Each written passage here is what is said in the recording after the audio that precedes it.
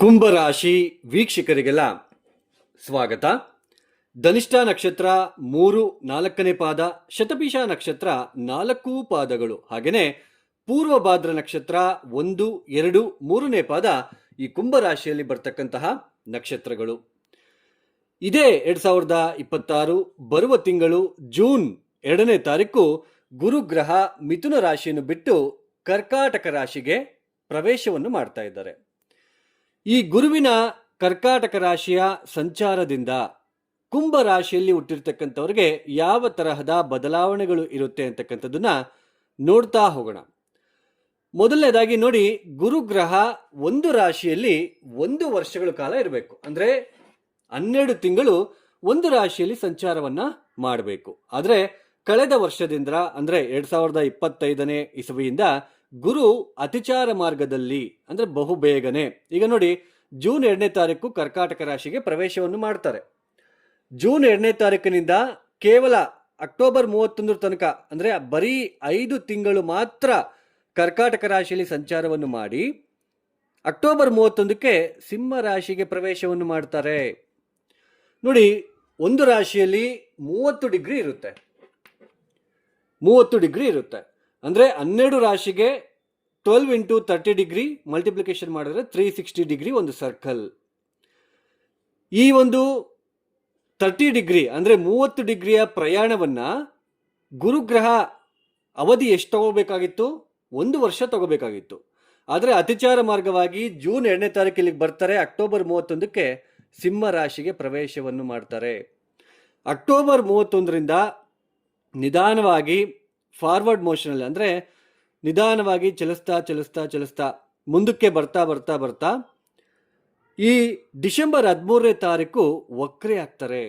ವಕ್ರಿ ಅಂದ್ರೆ ಮತ್ತೆ ಹಿಮ್ಮುಖ ಚಲನೆ, ಸ್ವಲ್ಪ ದೂರ ಬಂದ್ಬಿಟ್ಟು ಮುಂದಕ್ಕೆ ಈ ಡಿಸೆಂಬರ್ 13ಕ್ಕೆ ಅಂದ್ರೆ ಅಕ್ಟೋಬರ್ 31ಕ್ಕೆ ಸಿಂಹರಾಶಿಗೆ ಪ್ರವೇಶವನ್ನು ಮಾಡ್ತಾರೆ. ಸ್ವಲ್ಪ ಚಲಿಸ್ತಾ ಮುಂದಕ್ಕೆ ಬಂದು ಡಿಸೆಂಬರ್ 13ನೇ ತಾರೀಕು ಗುರು ವಕ್ರಿಯಾಗಿ ಪ್ರಾರಂಭ ಮಾಡ್ಕೊಳ್ತಾರೆ. ವಕ್ರಗತಿ ಅಂದ್ರೆ ಹಿಮ್ಮುಖ ಚಲನೆ, ಮತ್ತೆ ಹಿಂದಕ್ಕೆ ಈ ತರ ಹಿಂದಕ್ಕೆ ಹೋಗ್ತಕ್ಕಂಥದ್ದು. ಡಿಸೆಂಬರ್ 13ಕ್ಕೆ ವಕ್ರಿಯಾಗಿ ನಿಧಾನವಾಗಿ ಹಿಮ್ಮುಖ ಚಲನೆ ಮಾಡ್ತಾ ಜನವರಿ 26ಕ್ಕೆ ಮತ್ತೆ ಕರ್ಕಾಟಕ ರಾಶಿಗೆನೇ ಬರ್ತಾರೆ. ಜನವರಿ 26ರಿಂದ ಮತ್ತೆ ಹಿಮ್ಮುಖ ಚಲನೆಯಲ್ಲೇ ವಕ್ರಗತಿಯಲ್ಲೇನೆ ಹಿಂದಕ್ಕೆ ಸಂಚಾರ ಮಾಡ್ತಾ ಏಪ್ರಿಲ್ 13ನೇ ತಾರೀಕು ಸ್ಟಾಪ್ ಮಾಡ್ಕೊಂಡ್ಬಿಟ್ಟು ವಕ್ರತ್ಯಾಗವನ್ನು ಮಾಡಿ ಮತ್ತೆ ಮುಂದಕ್ಕೆ ಪ್ರಯಾಣವನ್ನ ಬೆಳೆಸ್ತಾರೆ. ಅಂದ್ರೆ ಕೇವಲ 5 ತಿಂಗಳು ಇರ್ತಾರೆ.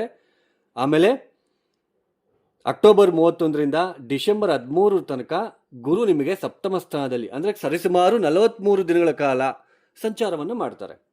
ಈ 43 ದಿನಗಳ ಕಾಲ ಏನು ಸಂಚಾರ ಇದೆಯಲ್ಲ, 43 ದಿನಗಳ ಕಾಲ ಸಂಚಾರ, ಇದು ಗುರುಬಲ ಇರುತ್ತೆ ನಿಮಗೆ. ಅಂದ್ರೆ ಈ ವರ್ಷದಲ್ಲಿ 43 ದಿನ ಮಾತ್ರ ಗುರುಬಲ ಇರುತ್ತೆ. ಅದಾದ ನಂತರ ಮತ್ತೆ ಡಿಸೆಂಬರ್ 13ರಿಂದ ಮತ್ತೆ ಗುರುಬಲ ಹೊರಟೋಗ್ಬಿಡುತ್ತೆ. ಮತ್ತೆ ನೆಕ್ಸ್ಟ್ ಇಯರ್ ನಿಮಗೆ ಗುರುಬಲ ಬರ್ತಕ್ಕಂಥದ್ದು.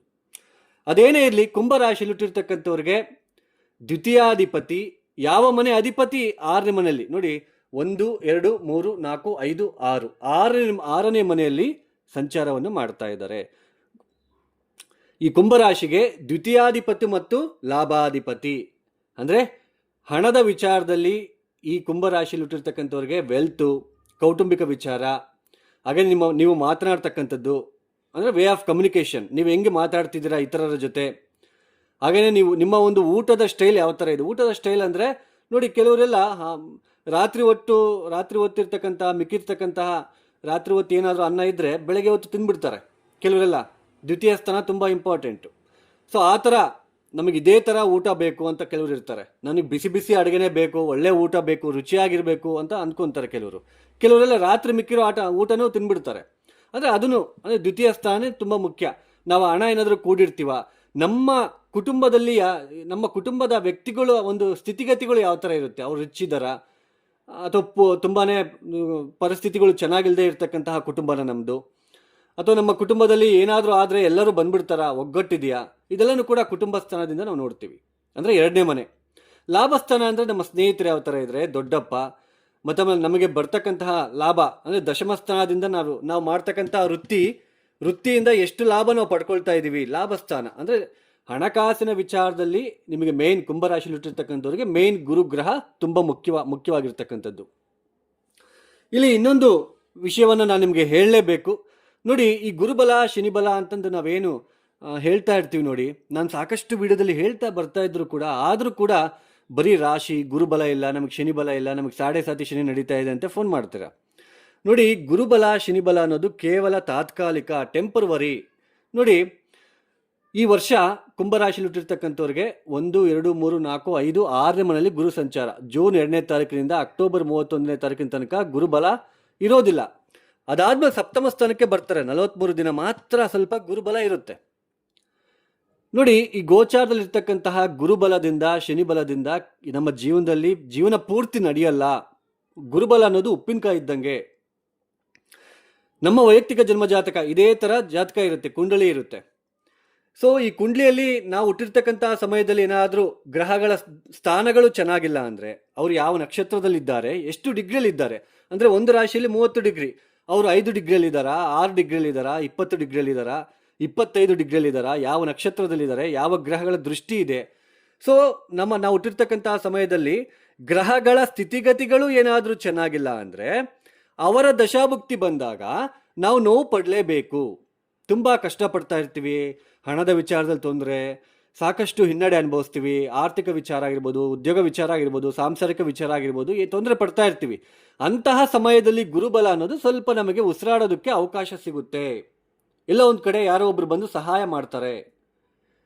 ಅದೇ ನಮ್ಮ ವೈಯಕ್ತಿಕ ಜನ್ಮ ಜಾತಕದಲ್ಲಿ ಗ್ರಹಗಳ ಸ್ಥಿತಿಗತಿಗಳು ಚೆನ್ನಾಗಿದ್ದಾಗ, ಅನುಕೂಲಕರ ಸ್ಥಿತಿಯಲ್ಲಿದ್ದಾಗ, ನಮಗೆ ಅವರ ದಶಾಭಕ್ತಿ ಬಂದಾಗ ನಮ್ಮ ಜೀವನದಲ್ಲಿ ಚೆನ್ನಾಗೇ ಇರುತ್ತೆ. ಒಳ್ಳೆ ಉದ್ಯೋಗ, ಒಳ್ಳೆ ಗಂಡ ಹೆಂಡತಿ ಒಂದು ರಿಲೇಷನ್ಶಿಪ್ ಚೆನ್ನಾಗಿರುತ್ತೆ, ಹಣಕಾಸಿನ ವಿಚಾರದಲ್ಲಿ ಚೆನ್ನಾಗಿರುತ್ತೆ, ಪ್ರಗತಿ ಇರುತ್ತೆ, ನೆಮ್ಮದಿಯಾಗಿರ್ತೀವಿ. ಸೊ ಆ ಥರ ದಶಾಭಕ್ತಿ ಬಂದಾಗ, ಅಂತಹ ಸಮಯದಲ್ಲಿ ಏನಾದರೂ ಗುರುಬಲ ಬಂದರೆ ಮತ್ತಷ್ಟು ಶುಭ ಫಲಿತಾಂಶ ಪಡ್ಕೊಳ್ತಾನೆ ಆ ವ್ಯಕ್ತಿ ಅಂತ. ಆಮೇಲೆ ಗೋಚಾರದಿಂದ ನಿಮಗೆ ಶಶಮಹಯೋಗ, ಹಂಸಯೋಗ, ವಿಪರೀತ ರಾಜಯೋಗ, ಶುಕ್ರದಶ ಇವೆಲ್ಲನೂ ಕೂಡ ಗೋಚಾರದಲ್ಲಿ ನಡೆಯಲ್ಲ. ಗೋಚಾರದಲ್ಲಿ ಯಾಕೆಂದ್ರೆ ಕುಂಭರಾಶಿಯಲ್ಲಿ ಲಕ್ಷಾನುಗಟ್ಟಲೆ ಹುಟ್ಟಿರ್ತಾರೆ. ಸರ್ಕಾರಿ ಕೆಲಸ ಸಿಗುತ್ತೆ ಅಂದ್ರೆ ಕುಂಭರಾಶಿಯಲ್ಲಿ ಲಕ್ಷಾನುಗಟ್ಟಲೆ ಇರ್ತಕ್ಕಂಥ ಎಲ್ಲರಿಗೂ ಕೂಡ ಸರ್ಕಾರಿ ಕೆಲಸ ಸಿಕ್ಬಿಡುತ್ತಾ? ಇಲ್ಲ. ಗೋಚಾರ ಅನ್ನೋದು ಕೇವಲ ಉಪ್ಪಿನಕಾಯಿ ಇದ್ದಾಗೆ ಅಷ್ಟೇ. ನಮ್ಮ ಊಟ ಅನ್ನೋದು ಮೇನ್ ಜಾತಕ. ಅದನ್ನು ಅರ್ಥ ಮಾಡ್ಕೊಳ್ಳೋದಕ್ಕೆ ಪ್ರಯತ್ನ ಮಾಡಿ. ನಾನಿಲ್ಲಿ ನಿಮಗೆ ನೆಗೆಟಿವ್ ಹೇಳ್ತಾ ಇಲ್ಲ, ಇರೋದನ್ನ ನಾನು ನಿಮಗೆ ಹೇಳ್ತಾ ಇದ್ದೇನೆ. ಆಮೇಲೆ ಉಂಗುರ ಪಂಗ್ರ ಅಂತ ಹೇಳ್ತೀರಲ್ವಾ, ಜಂಪ್ ಸ್ಟೋನ್ಸ್, ಅದರಿಂದ ನಮ್ಮ ಕರ್ಮ ಹೋಗುತ್ತೆ, ನಮ್ಮ ಜೀವನ ಉದ್ಧಾರ ಆಗ್ಬಿಡ್ತೀವಿ, ನಾವು ಕೋಟಿಗಟ್ಟಲೆ ಸಂಪಾದಿಸ್ತೀವಿ ಅನ್ನೋ ಹಾಗಿದ್ರೆ ನನಗೆ ಒಂದು ಮಾತು ಎಲ್ಲಾದ್ರಿದ್ರೆ ಹೇಳಿ, ನಾನೇ ಉಂಗುರ ಹಾಕ್ಕೊಂಡ್ಬಿಟ್ಟು ನೆಮ್ಮದಿಯಾಗಿದ್ಬಿಡ್ತೀನಿ. ಅದೇನೇ ಇರಲಿ, ಕುಂಭರಾಶಿಯಲ್ಲಿ ಹುಟ್ಟಿರ್ತಕ್ಕಂಥವ್ರಿಗೆ ಈ ಜೂನ್ 2ನೇ ತಾರೀಕಿನಿಂದ ಗುರು 6ನೇ ಮನೆಗೆ ಪ್ರವೇಶವನ್ನು ಮಾಡ್ತಾ ಇದ್ದಾರೆ. ದ್ವಿತೀಯಾಧಿಪತಿ ಲಾಭಾಧಿಪತಿಯಾಗಿರ್ತಕ್ಕಂತಹ ಗುರು 6ನೇ ಮನೆಯಲ್ಲಿ ಪ್ರವೇಶವನ್ನು ಯಾವಾಗ ಮಾಡ್ತಾರೆ? ಗುರು ಜೂನ್ 2ನೇ ತಾರೀಕಿನಿಂದ ಈ ಮನೆಗೆ ಪ್ರವೇಶವನ್ನು ಮಾಡ್ತಾರೆ. ತಾನಿರುವ ರಾಶಿಯಿಂದ ಗುರುವಿನ ದೃಷ್ಟಿ ಎಲ್ಲೆಲ್ಲಿ ಬೀಳುತ್ತೆ? 1, 2, 3, 4, 5 ಈ ಮನೆ ಮೇಲೆ ಗುರು ದೃಷ್ಟಿ ಬೀಳ್ತಾ ಇದೆ.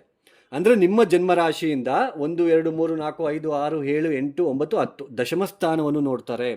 ಹಾಗೇನೆ ಸಪ್ತಮ ದೃಷ್ಟಿ ಅಂದ್ರೆ ನಿಮ್ಮ ಜನ್ಮ ರಾಶಿಯಿಂದ 12ನೇ ಮನೆಯನ್ನು ನೋಡ್ತಾರೆ. ಹಾಗೇನೆ ಗುರುವಿನ ದೃಷ್ಟಿ, ನವಮ ದೃಷ್ಟಿ, ಇದು 7, 8, 9 ಈ ಮನೆ ನೋಡ್ತಾರೆ. ಅಂದ್ರೆ ಕುಟುಂಬ ಸ್ಥಾನವನ್ನು ನೋಡ್ತಾ ಇದ್ದಾರೆ, 12ನೇ ಮನೆಯನ್ನು ನೋಡ್ತಾರೆ, ದಶಮ ಸ್ಥಾನವನ್ನು ನೋಡ್ತಾರೆ. ಹಾಗಾದ್ರೆ 6ನೇ ಮನೆ ಅಂದ್ರೆ ಏನು?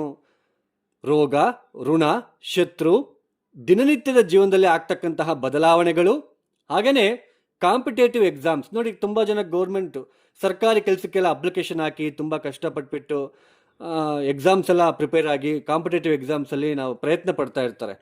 ಮೇನ್ 6ನೇ ಮನೆ ತುಂಬ ಇಂಪಾರ್ಟೆಂಟ್. ಹಾಗೆಯೇ ನಮಗೇನಾದರೂ ಶತ್ರುಗಳಿದ್ದಾರಾ, ಅವ್ರ ಮೇಲೆ ನಾವು ಜಯ ಸಾಧಿಸ್ತೀವ, ಕೋರ್ಟ್ ಕಚೇರಿಯಲ್ಲಿ ನಾವು ನಮ್ಮದೇ ಜಯ ಆಗುತ್ತಾ, ನಾವು ವಿನ್ ಆಗ್ತೀವ ಅನ್ನೋದು ಕೂಡ ಈ ಒಂದು 6ನೇ ಮನೆ ರೆಪ್ರೆಸೆಂಟ್ ಮಾಡುತ್ತೆ. ಅಂದರೆ ಒಟ್ಟು ನನಗೆ ನೋಡಿ, ಯಾರು ಕೂಡ ನನಗೆ ರೋಗ ಇರಬೇಕು, ಶತ್ರುಗಳಿರಬೇಕು, ಸಾಲ ಆಗಬೇಕು, ನನ್ನ ಜೀವನದಲ್ಲಿ ದಿನನಿತ್ಯದ ಜೀವನದಲ್ಲಿ ಸ್ಟ್ರೆಸ್ ಇರಬೇಕು, ಒತ್ತಡ ಇರಬೇಕು ಅಂತ ಯಾರು ಕೇಳ್ಕೊಳಲ್ಲ. ಅಂತಹ ಜಾಗಕ್ಕೆ ಗುರು ಬರ್ತಾ ಇರ್ತಕ್ಕಂಥದ್ದು. 6ನೇ ಮನೆಯಿಂದ ಗುರುವಿನ ದೃಷ್ಟಿ ದಶಮಸ್ಥಾನದ ಮೇಲೆ ಬೀಳ್ತಾ ಇರೋದ್ರಿಂದ ಸ್ವಲ್ಪ ಈ ಸಮಯದಲ್ಲಿ ಟೆಸ್ಟಿಂಗ್ ಪೀರಿಯಡ್. ನಿಮ್ಮ ಉದ್ಯೋಗದ ಜೀವನದಲ್ಲಿ ಡಿಸಿಪ್ಲಿನ್ ಆಗಿದ್ದರೆ ತೊಂದರೆ ಇಲ್ಲ. ಅಂದರೆ ಟೈಮ್ ಟು ಟೈಮ್ ಕರೆಕ್ಟಾಗಿ ಹೋಗೋದು, ಮತ್ತಮೇಲೆ ಕರೆಕ್ಟಾಗಿ ವೇಳೆಗೆ ಸರಿಯಾದ ಸಮಯಕ್ಕೆ ಕೆಲಸಕ್ಕೆ ಹಾಜರಾಗ್ತಕ್ಕಂಥದ್ದು, ರಜೆ ಹಾಕ್ದಂಗೆ ಡಿಸಿಪ್ಲಿನ್ ಆಗಿ ಯಾರು ಏನೇ ಅಂದರೆ ಸುಮ್ಮನೆ ನಿಂಪಾಡಿ ನೀವು ಕೆಲಸ ಮಾಡ್ಕೊಳ್ತಾ ಹೋಗಬೇಕು ಅಂತಕ್ಕಂಥದ್ದನ್ನು ರೆಪ್ರೆಸೆಂಟ್ ಮಾಡುತ್ತೆ, ತೋರಿಸುತ್ತೆ. ದಿನನಿತ್ಯದ ಜೀವನದಲ್ಲಿ ನಿಮ್ಗೆ ಯಾರಾದರೂ ಬಂದು ಏನಾದರೂ ತಲೆ ತಿಂತಾ ಇರ್ತಾರೆ. ನೀನು ಆ ಥರ ಮಾಡಬೇಕು, ನೀನು ಈ ಥರ ಮಾಡ್ತಾ ಇಲ್ಲ, ನೀನು ಹಿಂಗೆ ಮಾಡಬೇಕು, ಹಂಗೆ ಹೋಗಬೇಕು, ಹಿಂಗೆ ಬರಬೇಕು ಅಂತೇಳ್ಬಿಟ್ಟು. ಉದ್ಯೋಗದ ವಿಚಾರದಲ್ಲೂ ಕೂಡ ಸ್ಟ್ರೆಸ್ ಆಗುತ್ತೆ, ನೀನೇನು ಕೆಲಸ ಮಾಡ್ತಿಲ್ಲ ಹಾಗೆ ಹಿಂಗೆ ಅಂತ ಹೇಳಿಬಿಟ್ಟು. ಅಂದರೆ 6ನೇ ಮನೆಯಲ್ಲಿ ಗುರು ಬರ್ತಾ ಇರೋದ್ರಿಂದ ಈ ತರಹ ಅಂದರೆ ಸ್ವಲ್ಪ ಅನಾನುಕೂಲತೆ ಉಂಟಾಗ್ತಕ್ಕಂಥದ್ದು. ಆಗ ನಾವು ಕರೆಕ್ಟಾಗಿ ಏನು ಮಾತಾಡಲಿಲ್ಲ ಅಂದರೆ, ಡಿಸಿಪ್ಲಿನ್ ಆಗಿದ್ದರೆ ಉದ್ಯೋಗಕ್ಕೆ ತೊಂದರೆ ಆಗಲ್ಲ. ಹಾಗೆಯೇ ಹೊಸದಾಗಿ ಯಾರೆಲ್ಲ ಉದ್ಯೋಗಕ್ಕೋಸ್ಕರ ಪ್ರಯತ್ನ ಪಡ್ತಾ ಇರ್ತೀರಾ ಅವರಿಗೆ ಸ್ವಲ್ಪ ಉದ್ಯೋಗದ ಒಂದು ಸಿಗ್ತಕ್ಕಂತಹ ಲಕ್ಷಣಗಳು ಕಾಣ್ತಾ ಇರುತ್ತೆ.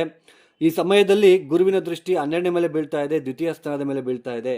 ಕೌಟುಂಬಿಕ ವಿಚಾರದಲ್ಲಿ ನೋಡಿ ಗಲಾಟೆ ಮಾಡ್ಕೊಳ್ತಕ್ಕಂಥದ್ದು, ಮೇನ್ ಹಣಕಾಸಿನ ವಿಚಾರದಲ್ಲಿ ಏನಾದರೂ ತೊಂದರೆ ಆಗ್ತಕ್ಕಂಥದ್ದು. ಯಾರಿಗಾದ್ರೂ ನೀವು ಸಾಲ ಕೊಟ್ಟಿರ್ತೀರಾ, ಹಣ ಬರೋದಿಲ್ಲ, ಈ ಸಮಯದಲ್ಲಿ ಅವ್ರ ಹತ್ರ ಹೋಗಿ ಜಗಳ ಮಾಡಬೇಕಾಗಿರೋ ಪ್ರಸಂಗಗಳು ಎದುರಾಗ್ತಕ್ಕಂಥದ್ದು, ಅವರ ಮಧ್ಯೆ ಮಾತಿನ ಚಕಮಕಿ ನಡೀತಕ್ಕಂಥದ್ದು. ಹಾಗೆಯೇ ಕೌಟುಂಬಿಕ ಜೀವನದಲ್ಲಿ ಸ್ವಲ್ಪ ಹಣಕಾಸಿನ ಒಂದು ವಿಚಾರದಲ್ಲಿ ಸೌಲಭ್ಯಗಳು ಕಡಿಮೆ ಆಗ್ತಕ್ಕಂತಹ ಸಾಧ್ಯತೆ.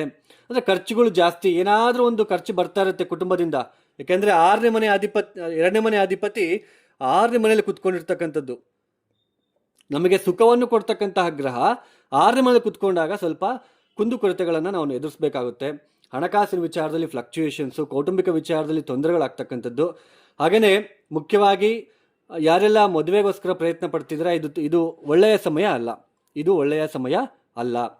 ಹಾಗೆಯೇ ಬರಬೇಕಾಗಿರೋ ಹಣಕ್ಕೋಸ್ಕರ ಸ್ವಲ್ಪ ಟೆನ್ಷನ್ ತೊಗೊಳ್ತಕ್ಕಂಥದ್ದು, ಹಾಗೆಯೇ ಲೋನ್ಗೆ ಅಪ್ಲೈ ಮಾಡ್ಕೊಳ್ತಕ್ಕಂಥದ್ದು, ಸಾಲ ವಿಪರೀತ ಮಾಡಬೇಕಾಗಿರೋ ಪ್ರಸಂಗಗಳು ಎದುರಾಗ್ತಕ್ಕಂಥದ್ದು. ಅದು ವ್ಯಾಪಾರಕ್ಕೋಸ್ಕರನಾಗಿರ್ಬೋದು, ಅಥವಾ ನಿಮ್ಮ ಒಂದು ಕೌಟುಂಬಿಕ ವಿಚಾರದಲ್ಲಿ ಆಗಿರ್ಬೋದು, ಅಥವಾ ಯಾವುದೋ ಒಂದು ಪ್ರಾಪರ್ಟಿ ಆಗಿರ್ಬೋದು, ಯಾವುದೋ ಒಂದು ಲಿಟಿಗೇಷನ್ಸ್ ಫೇಸ್ ಮಾಡ್ತಾ ಇರ್ತೀರಾ, ಅದಕ್ಕೊಂದು ಸ್ವಲ್ಪ ಸಾಲ ಮಾಡಬೇಕಾಗಿರೋ ಪ್ರಸಂಗಗಳು ಎದುರಾಗ್ತಾ ಇರುತ್ತೆ. ಸ್ವಲ್ಪ ಸಾಲ ಮಾಡ್ಕೊಳೋದು ಅವಾಯ್ಡ್ ಮಾಡಿದ್ರೆ ತುಂಬ ಮುಖ್ಯವಾಗಿರ್ತಕ್ಕಂಥದ್ದು, ತುಂಬ ಒಳ್ಳೆಯದು. ಆಮೇಲೆ ಲಿಟಿಗೇಷನ್ಸ್, ಕೋರ್ಟ್ ಕಚೇರಿಯಲ್ಲಿ ಯಾರೆಲ್ಲ ಇದ್ದೀರಾ ಸ್ವಲ್ಪ ಅವರಿಗೆ ಜಯ ಸಿಗ್ತಕ್ಕಂತಹ ಸಾಧ್ಯತೆ ಕೂಡ ಕಂಡು ಬರ್ತಾ ಇರುತ್ತೆ, ಯಾಕೆಂದರೆ ಗುರು ಉಚ್ಚಸ್ಥಾನ ಆಗಿರೋದ್ರಿಂದ. ಹಾಗೆಯೇ ಗುರುವಿನ ದೃಷ್ಟಿ 12ನೇ ಮನೆಯಲ್ಲಿ ಬೀಳ್ತಾ ಇರೋದ್ರಿಂದ ಸ್ನೇಹಿತರ ಮಾತನ್ನು ನಂಬಿ ಮೋಸ ಹೋಗ್ತಕ್ಕಂಥದ್ದು, ನಷ್ಟ ಅನುಭವಿಸ್ತಕ್ಕಂಥದ್ದು, ಈ ತರಹದ ಪರಿಸ್ಥಿತಿಗಳು, ಅನಾನುಕೂಲತೆಗಳು ಉಂಟಾಗ್ತಕ್ಕಂಥದ್ದು. ಯಾವ ಸ್ನೇಹಿತರು ಬಂಡವಾಳ ಹಾಕಿರ್ತೀರಾ, ಜೊತೆಯಲ್ಲಿ ಒಂದು ಪಾರ್ಟ್ನರ್ಶಿಪ್ಪಲ್ಲಿ ಬಿಸ್ನೆಸ್ ಮಾಡ್ತಾ ಇರ್ತೀರ, ಈ ಸಮಯದಲ್ಲಿ ಲಾಸ್ ಆಗ್ತಕ್ಕಂಥದ್ದು. ಹಾಗೆಯೇ ಆರೋಗ್ಯದ ವಿಚಾರದಲ್ಲಿ ಸ್ವಲ್ಪ ತೊಂದರೆಗಳು ಎದುರಿಸ್ತಕ್ಕಂಥದ್ದು, ಸ್ಟಮಕ್ ರಿಲೇಟೆಡು, ಗ್ಯಾಸ್ಟ್ರಿಕ್ ರಿಲೇಟೆಡು, ಮೂಲವ್ಯಾಧಿ ಇರ್ತಕ್ಕಂಥವ್ರಿಗೆ ಸ್ವಲ್ಪ ತೊಂದರೆಗಳು ಉಂಟಾಗ್ತಕ್ಕಂಥದ್ದು. ಈ ತರಹದ ಪರಿಸ್ಥಿತಿಗಳು, ಸನ್ನಿವೇಶಗಳು ಹೆಚ್ಚಾಗಿ ಕಂಡು ಬರ್ತಾ ಇರುತ್ತೆ. ಒಟ್ಟಾರೆಯಾಗಿ ದ್ವಿತೀಯಾಧಿಪತಿ ಲಾಭಾಧಿಪತಿ 6ನೇ ಮನೆಯಲ್ಲಿ ಇರ್ತಕ್ಕಂಥದ್ದು ಸ್ವಲ್ಪ ಹಣಕ್ಕೆ ಸಂಬಂಧಪಡ್ತಕ್ಕಂಥ ವಿಚಾರದಲ್ಲೇ ಸ್ವಲ್ಪ ಜಾಸ್ತಿ ಟೆನ್ಷನ್ಸು, ಸಾಲ ಮಾಡಬೇಕಾಗಿರೋ ಪ್ರಸಂಗಗಳು, ಅಥವಾ ನೀವು ಯಾರಿಗಾದರೂ ಹಣ ಕೊಟ್ಟಿದ್ರೆ ಅವ್ರ ಹತ್ರ ಸ್ವಲ್ಪ ಜಾಸ್ತಿ ತಿರುಗಾಡಬೇಕು, ಅವ್ರಿಗೆ ಹೇಳಬೇಕು, ಅವ್ರ ಹತ್ರ ಮಾತಾಡಬೇಕು, ಜಾಸ್ತಿ ಕಮ್ಯುನಿಕೇಟ್ ಮಾಡಬೇಕು, ಸ್ವಲ್ಪ ಗುದ್ದಾಡಬೇಕು. ಅಂದರೆ 2ನೇ ಮನೆ ಅಧಿಪತಿ 6ನೇ ಮನೆ ಅಲ್ವಾ, ಸ್ಟ್ರೆಸ್ ಕೊಡ್ತಕ್ಕಂತಹ ಪ್ಲೇಸು. ಸುಮ್ಮನೆ ಒಳ್ಳೆ ಮಾತಲ್ಲಿ ಹೇಳಿದ್ರೆ ಆಗಲ್ಲಪ್ಪ ನಿನಗೆ, ಹಿಂಗೆ ಇದೇ ಥರ ಮಾತಾಡ್ಬೇಕಂತ ಹೇಳ್ಬಿಟ್ಟು ಸ್ವಲ್ಪ ಮಾತಾಡಬೇಕಾಗಿರೋ ಪ್ರಸಂಗಗಳು ನಿಮ್ಗೆ ಎದುರಾಗ್ತಕ್ಕಂಥದ್ದು. ಈ ತರಹದ ಅನಾನುಕೂಲತೆ ಸ್ವಲ್ಪ ಉಂಟಾಗ್ತಕ್ಕಂಥ ಸಾಧ್ಯತೆ ಈ ಕುಂಭರಾಶಿಲಿ ಇಟ್ಟಿರ್ತಕ್ಕಂಥವ್ರಿಗೆ ಇರುತ್ತೆ. ಉದ್ಯೋಗದ ಜೀವನದಲ್ಲಿ ಸ್ವಲ್ಪ ಡಿಸಿಪ್ಲಿನ್ ಆಗಿರಬೇಕು. ಯಾರೇ ಏನೇ ಅಂದ್ರೂ ಕೂಡ, ಯಾರೇ ಏನು ಮಾತಾಡೋ ಸುಮ್ಮನೆ ಇದ್ದರೆ ಏನೂ ಆಗಲ್ಲ, ಇಲ್ಲಾಂದರೆ ಸ್ವಲ್ಪ ತೊಂದರೆ ಅನುಭವಿಸ್ತಕ್ಕಂತಹ ಸಾಧ್ಯತೆ ಇರುತ್ತೆ. ಆಮೇಲೆ ಕೊಲೀಗ್ಸಲ್ಲಿ, ನಿಮ್ಮ ಕೆಲಸ ಮಾಡೋ ಜಾಗದಲ್ಲಿ ಸ್ವಲ್ಪ ಸ್ಟ್ರೆಸ್ಫುಲ್ಲು ಇದ್ದೇ ಇರುತ್ತೆ. ಅಕ್ಟೋಬರ್ 31ರಿಂದ ಡಿಸೆಂಬರ್ 13 ತನಕ ಗುರು ಸಪ್ತಮ ಸ್ಥಾನದಲ್ಲಿ ಸಂಚಾರ, ಸ್ವಲ್ಪ ಅವಾಗ ಗುರುಬಲ ಬರುತ್ತೆ. ಈ ಸ್ಟ್ರೆಸ್ ಎಲ್ಲ ಕಡಿಮೆ ಆಗುತ್ತೆ. ಈ 6ನೇ ಮನೆಯಲ್ಲಿ ಇರ್ತಕ್ಕಂತಹ ಸ್ಟ್ರೆಸ್ ಏನಿದೆ, ನೀವು ಸಾಲ ಮಾಡಬೇಕಾದ ಪರಿಸ್ಥಿತಿ, ಸಾಲ ಮಾಡ್ಕೊಂಡಿರ್ತೀರಾ, ಫ್ರೆಂಡ್ಸ್ ಜೊತೆ, ಸ್ನೇಹಿತರ ಜೊತೆ ಭಿನ್ನಾಭಿಪ್ರಾಯ, ಕೌಟುಂಬಿಕ ವಿಚಾರದಲ್ಲಿ ಭಿನ್ನಾಭಿಪ್ರಾಯ, ಮತ್ತು ಸ್ಟ್ರೆಸ್ ಜಾಸ್ತಿ, ಆರೋಗ್ಯದ ವಿಚಾರದಲ್ಲಿ ತೊಂದರೆಗಳು, ಇದೆಲ್ಲ ನೀವೇನು ಸ್ವಲ್ಪ ದಿನ ಅನುಭವಿಸ್ತಿರಲ್ಲ, ಯಾವಾಗ ಗುರು ಸಿಂಹರಾಶಿಗೆ ಬರ್ತಾರೋ ಅದೆಲ್ಲನೂ ಸ್ವಲ್ಪ ಕಡಿಮೆ ಆಗುತ್ತೆ. 43 ದಿನ ಮಾತ್ರ ಸ್ವಲ್ಪ ಗುರುಬಲ ಇರುತ್ತೆ. ಮತ್ತೆ ಅವರು ವಕ್ರೆ ಆದಾಗ, ಮತ್ತೆ ಹಿಮ್ಮುಖ ಚಲನೆಯಲ್ಲಿ ಹೋದಾಗ ಮತ್ತೆ ಸ್ವಲ್ಪ ಸ್ಟ್ರೆಸ್ಸು, ಹಿನ್ನಡೆ ಅನುಭವಿಸ್ತಕ್ಕಂತಹ ಸಾಧ್ಯತೆ ಹೆಚ್ಚಾಗಿ ಕಂಡು ಬರ್ತಾ ಇರುತ್ತೆ. ಈ ಕುಂಭರಾಶಿಯಲ್ಲಿ ಇಟ್ಟಿರ್ತಕ್ಕಂಥವ್ರು ಗುರುವಿನ ದೃಷ್ಟಿ ದ್ವಿತೀಯ ಸ್ಥಾನದ ಮೇಲೆ, ಅದರಲ್ಲೂ ಶನಿಯ ಮೇಲೆ ಬೀಳ್ತಾ ಇರೋದ್ರಿಂದ ವೀರಭದ್ರ ದೇವಸ್ಥಾನದಲ್ಲಿ ಈಡ್ಗೆ ಹೊಡೆಯೋದಕ್ಕೆ ಪ್ರಯತ್ನ ಮಾಡಿ. ಹಾಗೆಯೇ ಎಷ್ಟು ಅನ್ನದಾನ ಮಾಡ್ತಿರೋ, ಈಗ ಗುರು ಅಂದರೆ ಕಡಲೆ ಹಿಟ್ಟಿನಿಂದ ಲಡ್ಡು ಮಾಡ್ತೀವಿ, ಸಿಹಿ ಲಡ್ಡುವನ್ನು ಒಂದು 20 kg 25 kg ಗುರುವಾರ ಸ್ವಲ್ಪ ಜಾಸ್ತಿ ಆದರೂ ಪರವಾಗಿಲ್ಲ, ಅಥವಾ ನಿಮಗೆ ಎಷ್ಟಾಗುತ್ತೋ ಅಷ್ಟು 1 kg ಅಥವಾ ಅರ್ಧ kg ಅಥವಾ 2 kg ಹಂಚಲಿಕ್ಕೆ ಪ್ರಯತ್ನ ಮಾಡಿ, ಸಿಹಿಯನ್ನು ಹಂಚಲಿಕ್ಕೆ ಪ್ರಯತ್ನ ಮಾಡಿ. ಹಾಗೆಯೇ ಶ್ರೀಪಾದ ಶ್ರೀವಲ್ಲಭ ದಿವ್ಯ ಚರಿತಾಮೃತ, ದತ್ತಾತ್ರೇಯ ಒಂದು ಶ್ರೀಪಾದ ಶ್ರೀವಲ್ಲಭ ದಿವ್ಯ ಚರಿತಾಮೃತ ಪುಸ್ತಕವನ್ನು ಓದ್ಕೊಳ್ಳೋದಕ್ಕೆ ಪ್ರಯತ್ನ ಮಾಡಿ. 7 ದಿನದಲ್ಲೇ ಆ ಬುಕ್ಕನ್ನು ಮುಗಿಸೋದಕ್ಕೆ ಪ್ರಯತ್ನ ಮಾಡಿ. ಸೊ ಯಾರೆಲ್ಲ ಈ ವಿಡಿಯೋನ ನೋಡ್ತಾ ಇದ್ದೀರಾ, ನಿಮ್ಗೆ ಇಷ್ಟ ಆಗಿದ್ರೆ ಮಾತ್ರ ಲೈಕ್ ಮಾಡಿ, ಶೇರ್ ಮಾಡಿ, ಸಬ್ಸ್ಕ್ರೈಬ್ ಮಾಡ್ಕೊಳ್ಳಿ. ಹಾಗೆಯೇ ಯಾರಿಗಾದರೂ ಆಸ್ಟ್ರಾಲಜಿ ಕನ್ಸಲ್ಟೇಷನ್ ಬೇಕು ಅಂತಂದರೆ ಡಿಸ್ಪ್ಲೇ ಆಗ್ತಿರೋ ನಂಬರ್ಗೆ ನೇರವಾಗಿ ಕರೆಯನ್ನು ಮಾಡಿ. ಪ್ರಾಬ್ಲಮ್ಸ್ ಹೇಳ್ಕೋಬಾರ್ದು, ಸೊ ಸಿಂಪಲ್ ರೆಮಿಡೀಸ್ ಇರುತ್ತೆ, ಸಿಂಪಲ್ ಫೀಸ್ ಇರುತ್ತೆ. ಸಿಂಪಲ್ ಅಂದರೆ ಸಿಂಪಲ್ ರೆಮಿಡೀಸ್, ನೀವೇ ಕಷ್ಟಪಟ್ಬಿಟ್ಟು ಮಾಡ್ಕೋಬೇಕು, ಆ ಥರ ಇರುತ್ತೆ. ಸರ್ವೇ ಜನೋ ಸುಖಿನೋ ಭವಂತು. ಧನ್ಯವಾದಗಳು. ಜೈ ಶ್ರೀರಾಮ್.